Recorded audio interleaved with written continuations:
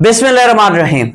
आज assistant director chief officer municipal officer का 2025 का पेपर सॉल्व करते हैं। सबसे पहला क्वेश्चन है, the first Asian games were held in which country. तो ये किस कंट्री में हुई थी? इंडिया में हुई थी, न्यू दिल्ली, आपने याद रखना है। फिर यहां पे एक क्वेश्चन ये भी याद रखिएगा कि यहां पे क्वेश्चन क्या बनता है। क्वेश्चन ये बनता है कि जब इन्हीं गेम्स की बात करते हैं तो इनको फर्स्ट एशियाड भी कहा जाता है। ये कब हुई? ये 1951 में हुई। अगर डेट डेट पूछ ले तो 4 से 11 मार्च को ये मुनकिद होती हैं। अब क्वेश्चन ये भी बनता है, असल में ये 1950 को होनी थी, लेकिन ये क्या होती गई? ये डिले होती गई और एज अ रिजल्ट क्या हुआ? एज अ रिजल्ट 4 से 11 मार्च 1951 को ये हेल्ड होती है। इसमें कितने एथलीट हिस्सा लेते हैं? अगर इसमें एथलीट्स की बात करें तो इसमें एथलीट कितने होते हैं? 489 एथलीट हिस्सा लेते हैं। कितने एथलीट हिस्सा लेते हैं? 489 एथलीट हिस्सा लेते हैं। और याद रखिएगा 11 नेशंस, 11 मुल्कों से इनका ताल्लुक था। इनका ताल्लुक कितने मुल्कों से था? क्योंकि ये एशिया कॉन्टिनेंट की थी तो इनका ताल्लुक 11 नेशंस से था। अब क्वेश्चन ये भी बनता है कितने इवेंट्स हुए थे? तो इसमें 57 इवेंट्स हुए थे। और इनका इफ्तिताह जो है, इनॉग्रेशन जो है, वो किसने किया था? वो इंडिया के जो सदर थे उस टाइम के, प्रेसिडेंट क्या नाम है उनका? राजेंद्र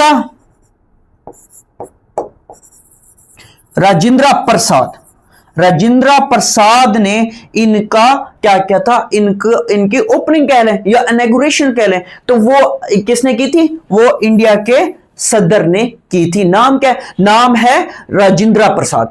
अब इन 11 नेशंस की जब बात करते हैं तो इनमें सबसे ज्यादा जो मेडल्स हैं वो किसने जीते थे? फर्स्ट नंबर पे जापान आया था। फर्स्ट नंबर पे कौन आया था? फर्स्ट नंबर पे जापान आया था और सेकंड नंबर पे जो है वो इंडिया आया था। अब यहां पे मोस्ट इंपॉर्टेंट ये है कि इस फर्स्ट एशियन गेम्स में पाकिस्तान ने पार्टिसिपेट नहीं किया था।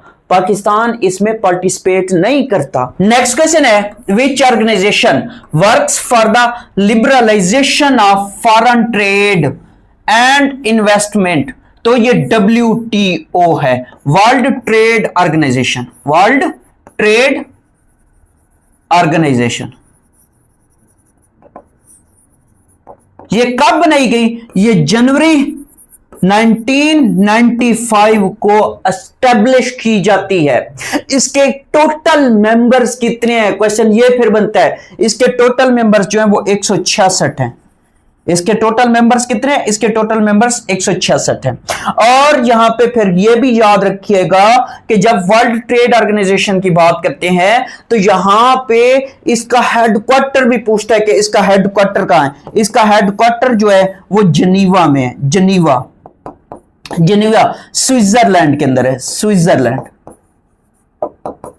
फिर इसी तरीके से याद रखिएगा जब इसी वर्ल्ड ट्रेड ऑर्गेनाइजेशन की बात करते हैं तो वर्ल्ड ट्रेड ऑर्गेनाइजेशन की ऑफिशियल जो लैंग्वेजेस हैं वो कौन कौन सी हैं? तो इसकी ऑफिशियल लैंग्वेजेस जो हैं वो 3 हैं, इंग्लिश, फ्रेंच और स्पेनिश। ये 3 इसकी क्या है? इसकी ऑफिशियल लैंग्वेजेस हैं। अब क्वेश्चन यहां पे ये भी बनता है कि चाइना ने कब वर्ल्ड ट्रेड ऑर्गेनाइजेशन को ज्वाइन किया? तो ये भी इंपॉर्टेंट क्वेश्चन है जो कि एग्जाम के अंदर बनता है। वो 2001 है। चाइना ने 2001 में इसको ज्वाइन किया था। नेक्स्ट क्वेश्चन की बात करते हैं। नेक्स्ट क्वेश्चन है, doctor Sun Yat Sen served as the president of which country. तो ये चाइना का सदर होता है। अब ये कब की बात हो रही है? ये असल में जो 1920-21 इस टिनोर की बात हो रही है। एग्जैक्ट देख लीजिएगा क्योंकि उस टाइम ये चाइना का क्या होता है? सदर होता है। ये 1920s वाला डेकेड है तो उस टाइम इसकी डेथ हो जाती है। तो ये भी याद रखिएगा। तो कहने का मतलब ये है कि अगर हो सकता है एग्जाम क्वेश्चन में ये पूछ ले कि ये कब बना था तो वो भी आप एक दफा देख लीजिएगा। फिर इसी तरीके से नेक्स्ट क्वेश्चन क्या है? नेक्स्ट क्वेश्चन है, China launched the long March 5B rocket. ये कौन सा है? लॉन्ग मार्च 5B या लॉन्ग 5B मार्च भी देखते हैं, रॉकेट है। On which date? तो ये चाइना ने 29 अप्रैल 2021 को लॉन्च किया था। फिर इसी तरीके से याद रखिएगा, नेक्स्ट क्वेश्चन है Indian professor and diplomat said. अच्छा, डिप्लोमेट के अलावा यही इंडियन प्रोफेसर जो है ये राइटर भी है, ये राइटर भी है। Said India illegally occupied Kashmir. तो इसका नाम पूछा हुआ था पेपर के अंदर, इसका नाम क्या है? इसका नाम है निवेदिता मेनन। ये एक फीमेल है, ये क्या है? ये एक फीमेल है, फीमेल प्रोफेसर है और साथ में डिप्लोमेट भी है और राइटर भी इनके बारे में मिलता है। नेक्स्ट क्वेश्चन है what is the capital of Liberia. अब लाइबेरिया की जब बात करते हैं तो सबसे पहला क्वेश्चन ये बनता है कि लाइबेरिया कौन से कॉन्टिनेंट में आता है? लाइबेरिया जो है ये अफ्रीका कॉन्टिनेंट में, ये कौन से कॉन्टिनेंट में? ये अफ्रीका कॉन्टिनेंट में। इसका कैपिटल क्या है? इसका कैपिटल जो है मनरोविया है। क्या है? मनरोविया। और इसी लाइबेरिया की जब बात करते हैं तो इसकी करेंसी क्या है? करेंसी के बारे में भी एग्जाम के अंदर क्वेश्चन बनता है। तो इसकी करेंसी जो है वो डॉलर है, डॉलर, लाइबेरियन डॉलर है। असल में मुल्क का नाम उसके साथ लगता है। नेक्स्ट क्वेश्चन की बात करते हैं। रेगुलर क्लासेस ज्वाइन करने के लिए नीचे दिए गए व्हाट्सएप नंबर पर रब्ता कर सकते हैं। नेक्स्ट क्वेश्चन है Burhan Wani the famous Kashmiri leader was martyred in which year. तो ये 2016 में इसको शहीद किया गया था। जब इस बुरहान वानी की अगर हम बात करें तो बुरहान वानी की डेट ऑफ बर्थ भी याद कर लें, क्योंकि हो सकता है वो भी एग्जाम के अंदर पूछ ले, क्योंकि जब उसकी शहादत की डेट पूछ रहा है तो हो सकता है कि उसकी बर्थ की डेट भी पूछ ले। तो ये 19 सितंबर 1994 को पैदा हुआ था। फिर यहां पे याद रखिएगा, अब इसका साल तो आपको पता चल गया कि 2016 में ये शहीद हुआ। डेट कौन सी थी? तो याद रखिएगा डेट जो थी वो 8 जुलाई थी। असल में ये क्या था? ये एक कश्मीरी लीडर था और कश्मीरी लीडर होने के साथ साथ हिजबुल मुजाहिदीन भी दे सकता है, क्योंकि हिजबुल मुजाहिदीन भी इसका वो बनता है, राइट ऑप्शन बनता है, हिजबुल मुजाहिदीन। असल में जो बुरहान वानी था ना, बुरहान वानी ये एक फ्रीडम फाइटर भी कह सकते हैं इसे। क्यों कह सकते हैं? इस वजह से क्योंकि जो इंडिया है, इंडिया इसने अभी आपको जो पिछला सवाल था, पिछली स्लाइड पे सवाल था, जो उनकी प्रोफेसर ने कहा है कि इंडिया ने इलीगली तौर पे कश्मीर पे कब्जा किया हुआ है। तो इस इंडिया की जब बात करते हैं तो इंडिया ने बिल्कुल इसको छौनी बनाया हुआ है कश्मीर को। तो ये कश्मीर की जिद्दोजहद के लिए, कश्मीर की आजादी के लिए क्या कर रहा था? ये फ्रीडम फाइटर इस हवाले से कह सकते हैं। और ये हिजबुल मुजाहिदीन आपने लाजमी याद रखना है। फिर इसी तरीके से नेक्स्ट क्वेश्चन की बात करते हैं। असल में इंडिया के खिलाफ अगेंस्ट था तो इंडियन फौज ने इसे फिर शहीद किया था। नेक्स्ट क्वेश्चन ये बनता है कि Sanghar district is in Sindh is famous for. Sanghar district जो है ना ये सिंध के अंदर है, इज फेमस फॉर। तो ये हुर मुजाहिद के लिए क्या है? फेमस है। और फिर नेक्स्ट क्वेश्चन है कि what was the name of PIA's hotel in New York. तो PIA की फुल फॉर्म क्या है? Pakistan international airline. तो ये होटल कहां पे है? तो ये न्यूयॉर्क में है। इसका नाम क्या है? इसका नाम है रोजवेल्ट होटल। ये बड़ा शानदार होटल है। और फिर इसी तरीके से नेक्स्ट क्वेश्चन क्या है? What is Pakistan biggest export की बात कर रहा है, एक्सपोर्ट की बात कर रहा है, एक्सपोर्ट कमोडिटी। तो ये टेक्सटाइल यानी कि कपड़े, और कपड़े इसके साथ साथ गारमेंट्स ये आपके पास क्या है? पाकिस्तान की क्या है? बिगेस्ट एक्सपोर्ट है। नेक्स्ट क्वेश्चन है कि the Indian National Congress did not take part in which of the following round table conferences.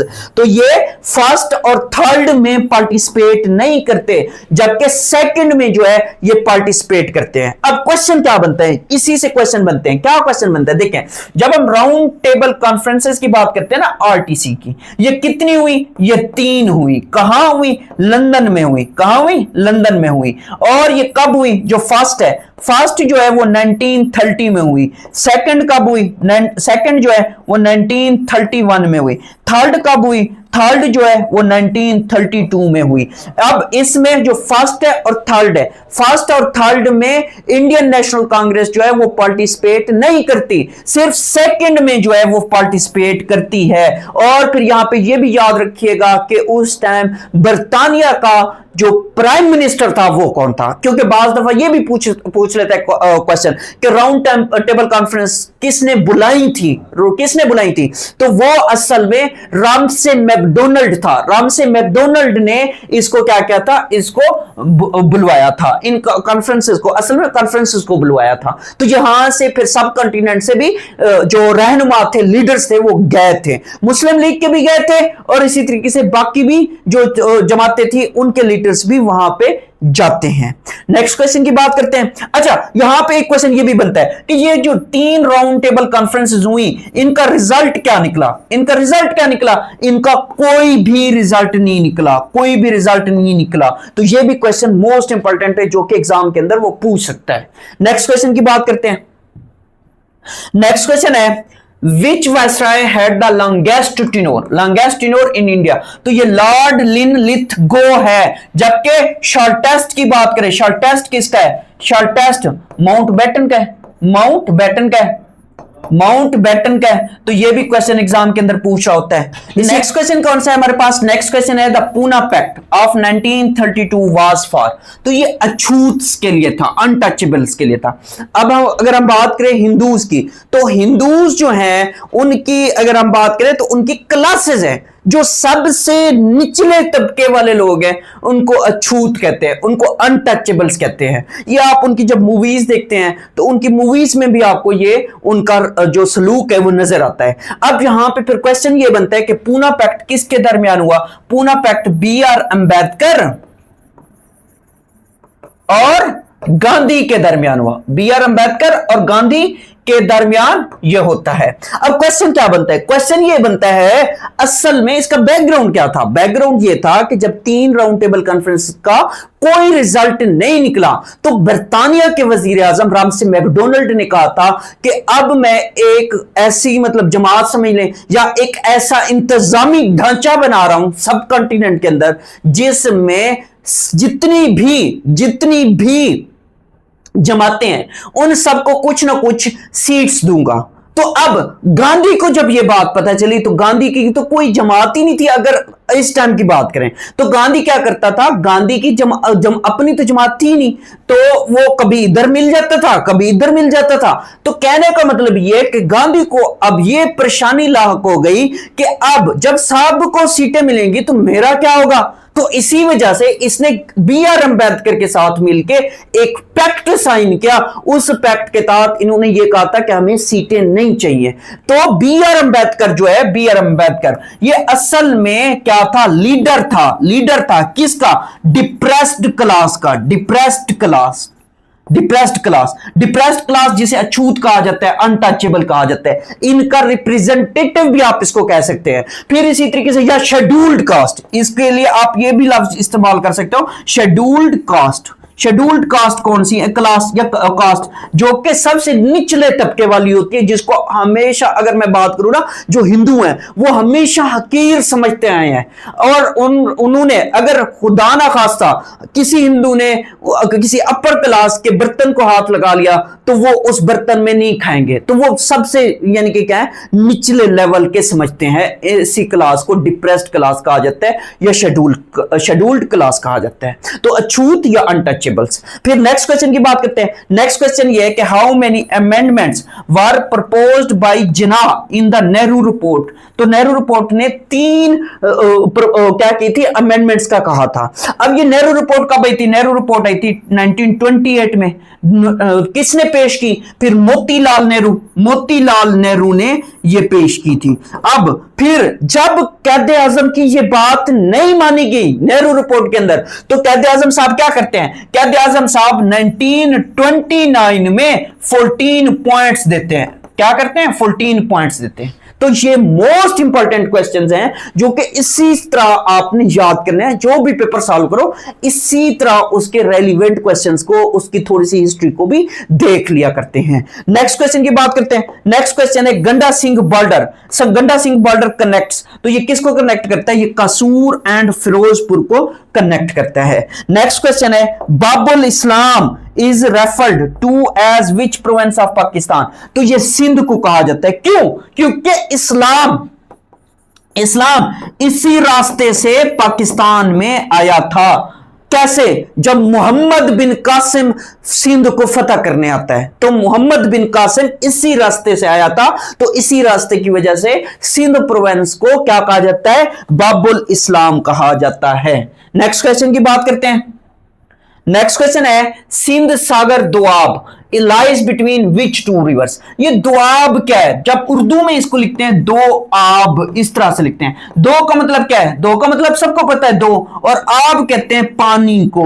तो दो पानियों के दरमियान जो जरखेज जमीन बनती है, जरखेज जमीन, उसको दोआब कहते हैं। तो यहां पे पानी से क्या मुराद? पानी से मुराद कि देखो एक साइड पे एक दरिया आ रहा है, दूसरी साइड पे इधर से दूसरा दरिया आ रहा है, फिर इनके दरमियान ये जो सरखेज जमीन बन रही है इसको दोआब कहते हैं। तो इस वजह से इसको इंग्लिश में भी दोआब फिर कह रहे होते हैं, सिंध सागर दोआब। सिंध सागर दोआब जो है ये सिंध और झेलम रिवर के, सिंध और झेलम रिवर पर वाक़ है। फिर इसी तरीके से नेक्स्ट क्वेश्चन है। नेक्स्ट क्वेश्चन कौन सा है? Cable Beach. Cable Beach is located in which country. Cable Beach जो है ये ऑस्ट्रेलिया में वाक़ है, ऑस्ट्रेलिया में वाक़ है। अगर हम बात करें ऑस्ट्रेलिया की ना, मैं आपको एक मिसाल देता हूं, मैं आपको एक याद करने का बात बता रहा हूं, याद करने की बात बता रहा हूं। देखो ये बात क्या है, आपको मतलब इस तरीके से समझा रहा हूं कि आपको ये बात समझ आ जाए, आपको रट्टा ना लगाना पड़े, रट्टा ना लगाना पड़े।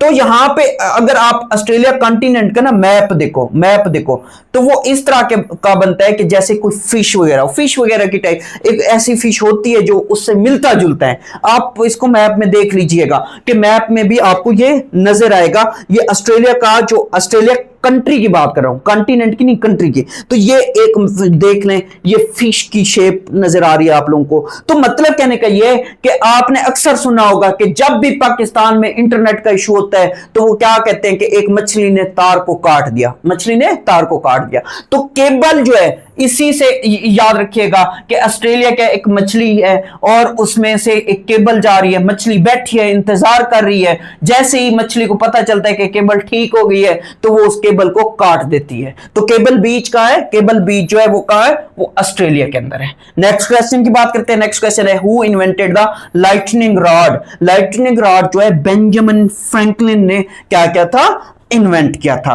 नेक्स्ट क्वेश्चन है a generator converts which type of energy into electrical energy. तो ये मैकेनिकल एनर्जी को कन्वर्ट करता है किसमें? इलेक्ट्रिकल एनर्जी में। इसको जनरेटर कहा जाता है।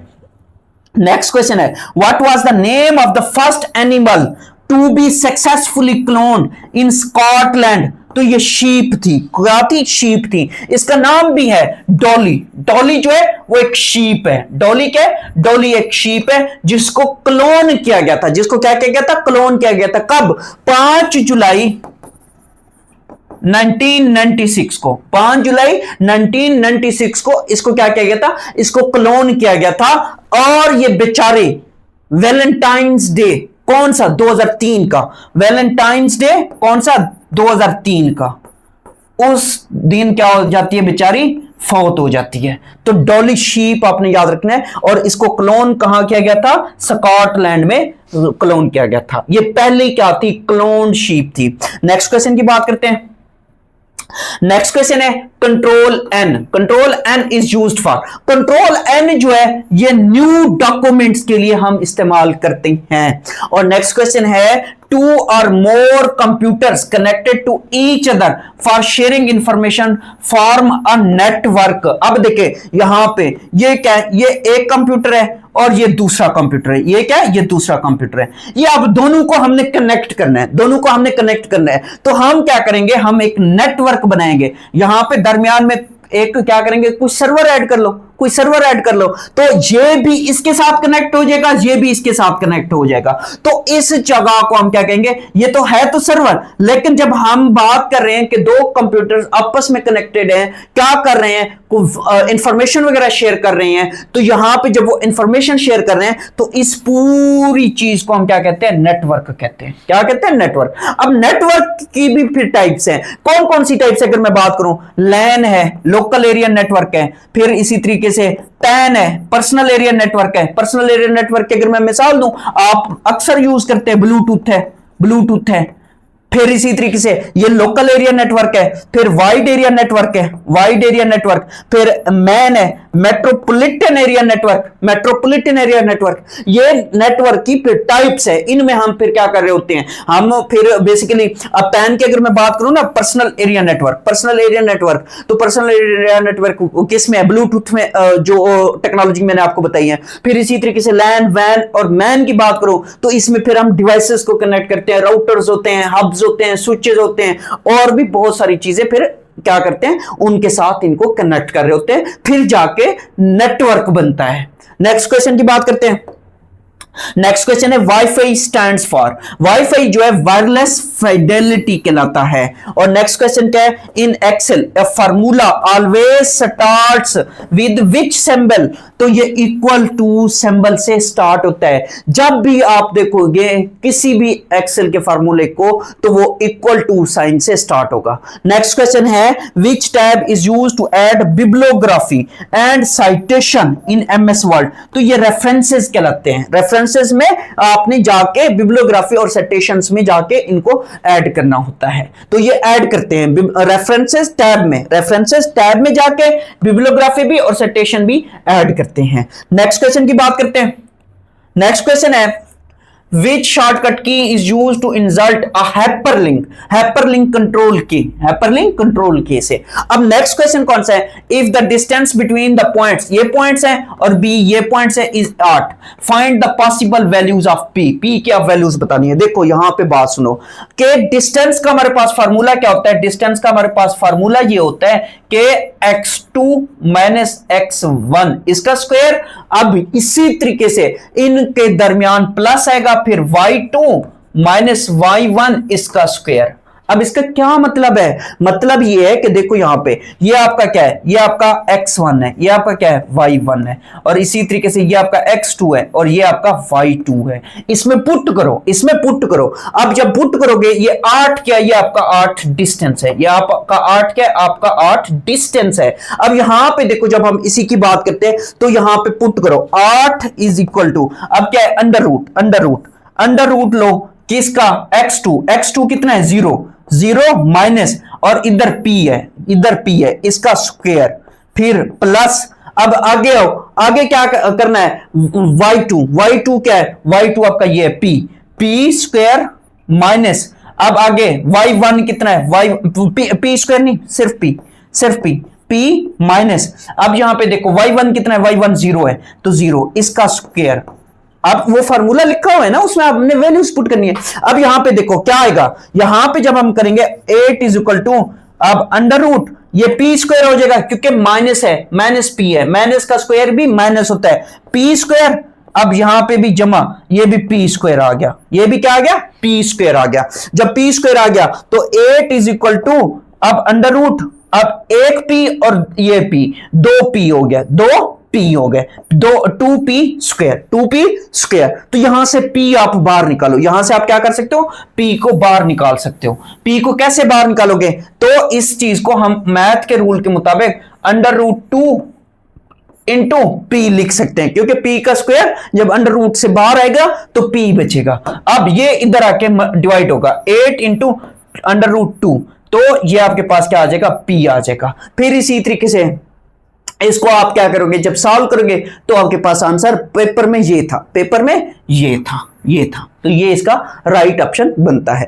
नेक्स्ट क्वेश्चन की बात करते हैं। नेक्स्ट क्वेश्चन है find the volume of cylinder whose base radius is 4 centimetre and height is 10 centimetre. तो हमने क्या फाइंड करना है, हमने यहां पे फाइंड करना है find the volume of sphere. अब वॉल्यूम ऑफ स्फीयर का फार्मूला क्या होता है, वॉल्यूम ऑफ स्फीयर का फार्मूला होता है pi r square h, V is equal to pi r square h होता है, पाई आर स्क्वायर एच। अब पाई जो है, पाई ये 3.14 भी होता है, ये 22/7 भी होता है। जो इसमें आप वैल्यू पुट करो आपके अपनी मर्जी है। अब आपके पास पाई की वैल्यू आ गई, पाई यहां पे मैं लिख रहा हूं, आप एंड पे कर लेना। और इसी तरीके से रेडियस कितना है, रेडियस 4 है, तो 4 का स्क्वायर मल्टीप्लाई बाई, अब एच हाइट कितनी है, हाइट 10 है। इसको आप जब सॉल्व करोगे तो पाई इंटू, अब 4 का स्क्वायर कितना होता है 16, 16 जब 10 से मल्टीप्लाई होगा तो कितना बनेगा, 16 जब 10 से मल्टीप्लाई होगा 160 होगा। कितना होगा 160। 160 को जब पाई से मल्टीप्लाई करोगे, या पाई 3.14 मल्टीप्लाई भी 160 करोगे तो वो तकरीबन यही बनता है, ये आएगा 502.2 सेंटीमीटर क्यूब आएगा। कितना आएगा 502.2 सेंटीमीटर क्यूब आएगा। तो ये इसका राइट ऑप्शन बनता है। नेक्स्ट क्वेश्चन की बात करते हैं। नेक्स्ट क्वेश्चन है how much time will it take for an amount of 450 rupees to yield 81 rupees as interest at 4.5% per annum of simple interest. Simple interest की बात कर रहा है तो सिंपल इंटरेस्ट का फार्मूला लगाओ। सिंपल इंटरेस्ट का क्या फार्मूला लगाना है, सिंपल इंटरेस्ट का फार्मूला होता है P/T ओवर 100 होता है। क्या होता है, ओवर 100 होता है। अब ये P क्या है, P जो है वो प्रिंसिपल अमाउंट है। P क्या है, ये P ये आपका प्रिंसिपल अमाउंट है। क्या है, प्रिंसिपल अमाउंट है। एक्चुअल अमाउंट भी इसको कह सकते हैं, इसको एक्चुअल अमाउंट भी कह सकते हैं। और ये 81 क्या है, ये आपका इंटरेस्ट है। ये आपका क्या है, ये आपका इंटरेस्ट है जो कि यहां पे आएगा, इस साइड पे आएगा, इस जगह पे हमने लिखना है। और क्या है, और रेट क्या है, आर कितना है 4.5%।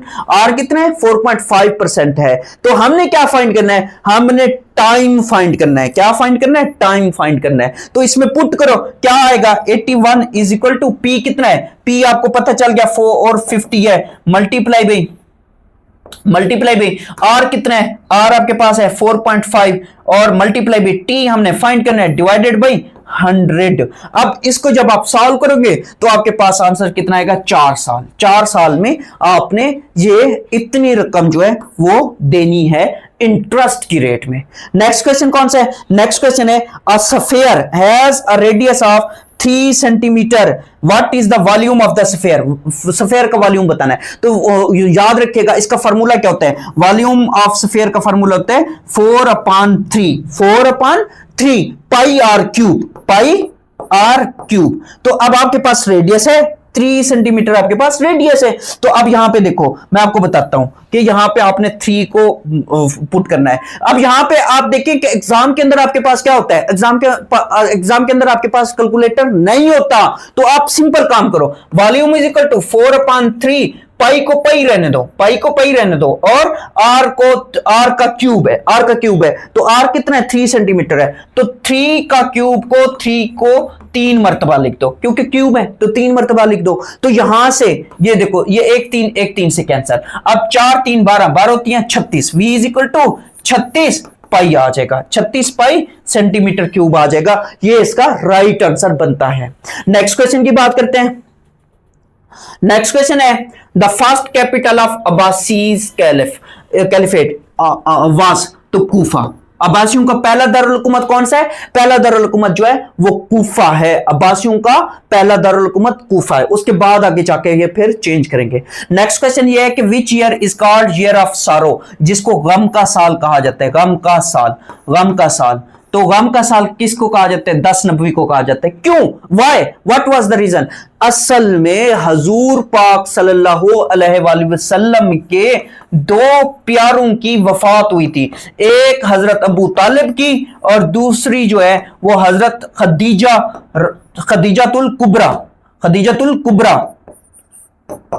इनकी क्या होती है, इनकी वफात होती है। तो आप सल्लल्लाहु अलैहि वसल्लम गमगीन हो जाते हैं। तो इसी वजह से क्योंकि देखें जो प्यारे होते हैं उनके बिछड़ने का गम भी क्या होता है, गम भी होता है। तो इसी वजह से इस साल को ईयर ऑफ सारो कहा जाता है। नेक्स्ट क्वेश्चन है कि कसर prayer is allowed in which of the following situation when travelling. जब आप सफर में होते हैं तो आप सफर वाली नमाज पढ़ते हैं, सफर वाली नमाज। फिर इसी तरीके से नेक्स्ट क्वेश्चन कौन सा है, नेक्स्ट क्वेश्चन है which Umayyad ruler standardized the currency. तो अब्दुल मालिक बिन मरवान, इब्ने मरवान भी कहते हैं, बिन मरवान भी कहते हैं। तो ये इसने स्टैंडर्डाइज की थी 693 693 एडी में, और ये करेंसी का नाम दिनार याद रखिएगा। फिर इसी तरीके से नेक्स्ट क्वेश्चन है, हाउ मेनी सन्स डिड हजरत याकूब अलैहिस्सलाम, हजरत याकूब अलैहिस्सलाम के 12 बेटे थे और इन बेटों से एक एक कबीला बनता है। तो क्वेश्चन ये भी बनता है कि हजरत याकूब अलैहिस्सलाम के कितने कबीले थे, तो 12 बेटे उसे याद रखिएगा,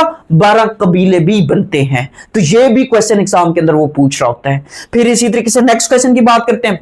नेक्स्ट क्वेश्चन हमारे पास है, व्हाट डज लोथ मीन्स, लोथ कहते हैं नफरत को, नफरत करना, तो नफरत करना डिटेस्ट, इसका राइट ऑप्शन क्या बनता है, डिटेस्ट बनता है। और नेक्स्ट क्वेश्चन है, a verb which ends with ing and acts as a noun, तो ये क्या कहलाता है, ये जिरांड कहलाता है। जिरांड क्या है, जिरांड मैं आपको फिर बता देता हूं। जिरांड जो है ये असल में वर्ब होता है जो आखिर में ing जिसके साथ फॉर्म लगती है, लेकिन एक्ट क्या करता है, एक्ट एज अ नाउन करता है, तो इसको जिरांड कहते हैं।